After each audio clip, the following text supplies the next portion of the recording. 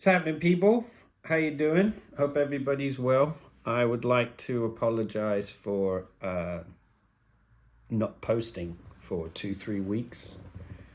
I've been out traveling, enjoying life, and just getting on with things, really. But now I'm back. I've had time to reflect and see things and think of a few other things. And considering that it was Father's Day on Sunday, I wanted to touch base and discuss, not discuss, but chat, whatever, fuck it, about my paternal village. I was lucky or unlucky to have 4 people in my life that I considered my paternal village, and they helped mold me into who I am today.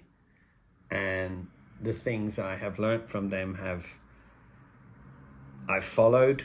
Many I have not, and moved in the opposite direction that has totally worked for me. Well, I say it's worked. I look at the product of my sons and I'm very proud of who they are. So I guess some of the things that I've done have been all right. But yeah, let me start. So I guess my biological father, Johnny, as he was known, real name Roshan Ali Fazl Sharif. I have very little memories with my dad as a child. My parents got divorced at 4. I have a few memories. They're very hazy. I do remember the day that my parents had their final fight and my mum walked out. I remember it distinctly because I had this little plane that had a bomb on it. You could press this button and the bomb would drop. And this thing was made of metal. And I remember I couldn't find it. And it was on top of the shelf. And apparently my mum had thrown it down so hard on the floor while she was arguing that it bounced and went up to the top of the shelf. Go on, Mum. Yeah, so they were divorced when I was 4. I had a rocky relationship with my father all my life. At the age of 15, I decided I really didn't want to have anything to do with him. And then when I was 19, I thought, you know what? Nah, you need to pay your dues. And I was a very selfish son. I asked for a lot of shit because I felt like I was owed. And he obliged, but in the same way, left me hanging. But that's okay. I have kind of put my relationship with Johnny where it is, and I'm grateful for what I have, what I've learned. So yeah, I guess what I'm going through right now, through these last 2 weeks of being away, sorry, let me just sip this coffee, is that I could blame them for a lot of things. And I could live through the things that I've experienced for them. But then if I keep doing that, I'm not really living in the moment. I'm not living today. I'm looking back and trying to heal through pain. Whereas sometimes, and one of the things I read while I was away was stop blaming your parents and forgive them. They were doing what they thought they could. And it was a different time, different this, and who you are today is what's important. So I'm trying to do a bit more of that these days. So Johnny and I had a rocky relationship, and then my mother met Marty, my dad, who I call my dad, and you know of my dad. We've had a few stories. My dad is beginning to have a place of comfort within my head. There are things, of course, that he has done in the past that I was not agreeable to. Thankfully, in my own mind, I don't behave like him. Others may see things different, but I believe I'm quite different to him. But again, I've forgiven him. He was a good guy. I did some good things. If I think about it, mostly I have a lot more good memories than I have bad. So realistically, we should all sort of, I forgive him again. and I'm going to move on, because there's no point in just keep reliving. I like to tell my stories, which I will do, because some of them are quite funny and some are quite painful, and there's lessons to be learned in them, and I think that it's important to share them regardless. They don't have pain anymore. They're not problems, they're not issues, they're already solved, and I'm dealt with them, and they're all good. And it's just taught me things. And, you know, through this thing that I've been reading as well, with the marriage of knowledge and wisdom creating this knowing. And in some cases in my life, I've gone through this bit where I'm in the knowing now, and I'm all right with that. Then we have Ibrahim, my maternal grandfather. He was one of the biggest influences in my life. We were together from my age of, I guess, 7. He was always around. When we moved to Pakistan when I was 6, he moved from East Africa to Pakistan to live with us and my grandmother. Yeah, I love that man. That guy is just awesome. And, you know, so much so that the higher power that you all may pray to, talk to, aspire to, has a face for all of you and a name. My face is always Bapaji, my grandfather.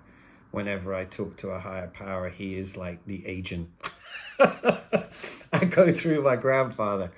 And there's not a day that goes by where I don't converse with him in some way.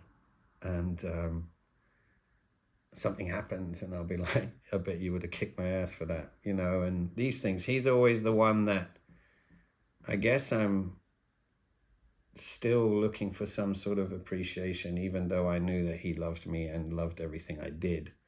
And perhaps that's what I miss. Not so much that I need for him to say, yeah, good job. It's more like I miss being with him and having that support. So he was always there for me. Sometimes not, but mostly always there, and always had something fantastic to say, or his stories that he used to tell of Africa, and just brilliant. And then later in life, when I met Mickey, my ex-wife, mother of my children, I met her father, Ian. Ian was the first parent that I ever met who would just allow you to be. There were no conditions. There were no... Yeah, he had rules. He was strict, hard man. But at the same time, when it came to his children aspiring to be what they wanted to be, he went with that energy. He took that and said, you can be whatever you want to be. And if whatever you choose to be, he had them. He supported them. He was always there, which was very contradictory to my parents. My parents were there, but they were not the most supportive people.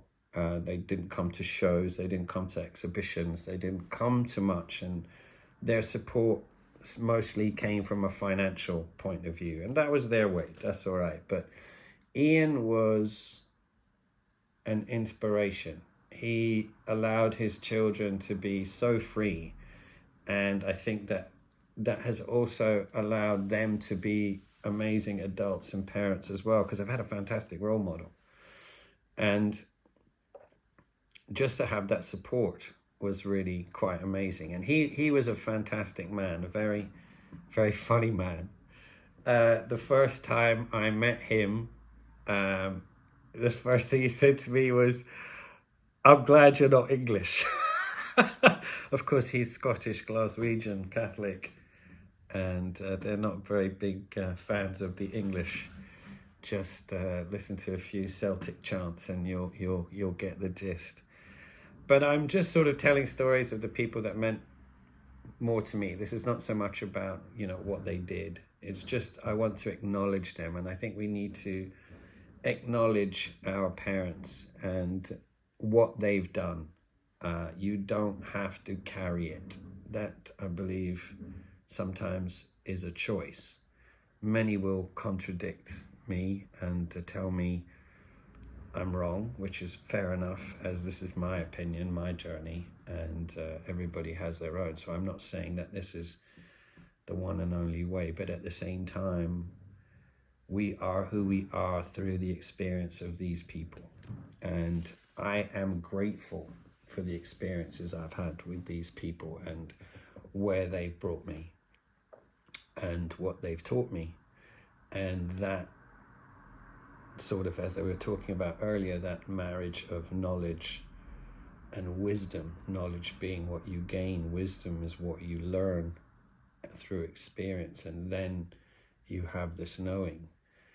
And I've gone through things, like I said, that have made me just know now that what I'm doing is all right, it's good. And I'm, dare I say, better than they. That's the wrong word. I'm different. I'm just different. They were not wrong. They were not right. It's just made me who I am today, and I'm very grateful for it. And that's what I wanted to share with you. And again, I'm apologizing for not posting so much, but I will be back to regular transmissions. Anyway, have a beautiful week. I will catch up with you all soon. And all that's left to say is be well, everybody. Take care. Be well. I said that twice now.